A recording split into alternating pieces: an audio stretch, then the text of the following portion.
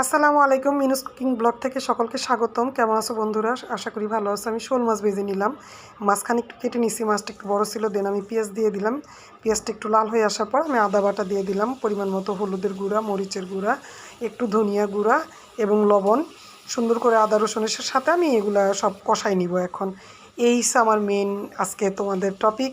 এই গরমে, দুর্বিষহ গরমে তোমাদের আমি শীতের একটা উষ্ণতা কিংবা শীতের একটা মুখরোচক দারুণ মজাদার একটা সবজি নিয়ে তোমাদের সামনে হাজির হলাম। যে রেসিপিটা দেখলে তোমাদের সত্যি সত্যি লোভ চলে আসবে এবং খুব মিস করবা আমার মতো শীতের দিনটাকে।